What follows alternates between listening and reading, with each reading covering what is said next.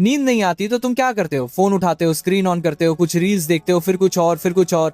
आंखें थक जाती हैं, दिमाग सुन्न हो जाता है, पर तुम स्क्रॉल करते रहते हो क्योंकि वहां तुमको कुछ मिल रहा है, instant comfort, instant escape, instant dopamine.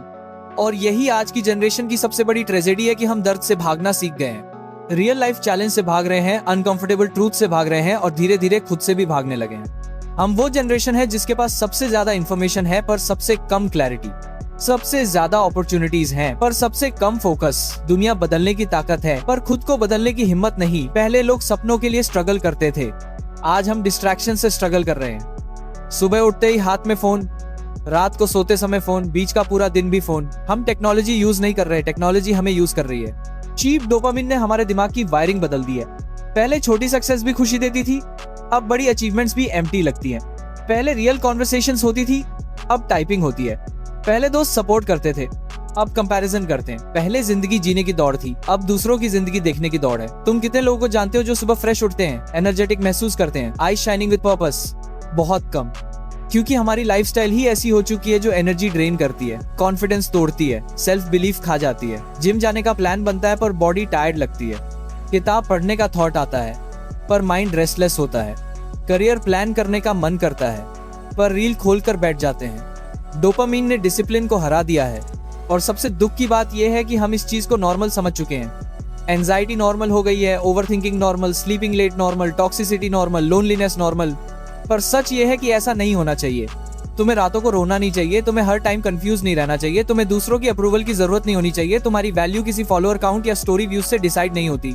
तुम वो हो जिसके अंदर पोटेंशियल वोल्केनो की तरह सो रहा है, बस उसे जगाना है। तुम एवरेज बनने के लिए पैदा नहीं हुए। तुम वो हो जिसके खून में एम्बिशन है, जिसके दिल में आग है, जिसकी जिंदगी पर्पस के लिए बनी है। लेकिन ये तब एक्टिव होगा जब तुम चीप प्लेजर छोड़कर रियल प्रोग्रेस चुनोगे। बदलाव मुश्किल है पर इम्पॉसिबल नहीं। कोई मैजिक पिल नहीं, कोई शॉर्टकट नहीं, बस हैबिट की लड़ाई है, माइंड की लड़ाई है, सेल्फ कंट्रोल की लड़ाई है। और ये लड़ाई जीतने का पहला कदम है डोपामिन डिटॉक्स।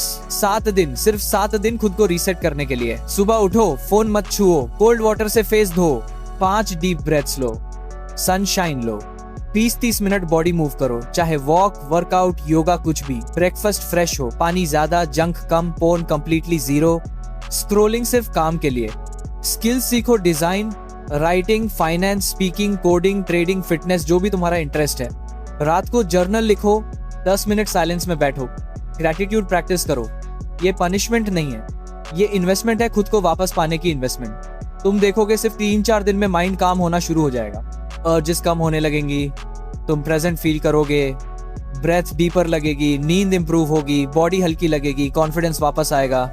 ये डिटॉक्स सिर्फ फिजिकल नहीं, ये इमोशनल, मेंटल, स्पिरिचुअल रीसेट है। इमेजिन करो वो वर्जन ऑफ यू जो मॉर्निंग में एनर्जेटिक है, आंखों में शाइन है, बॉडी स्ट्रांग है, ब्रेन शार्प है, फाइनेंशियल स्किल्स सीख रहा है, फैमिली से कनेक्टेड है, फ्यूचर क्लियर है, डिसिप्लिन से चलता है। क्या उस वर्जन को कोई रील हरा सकती है? क्या वो पर्सन स्क्रोलिंग के एडिक्शन में फंसेगा?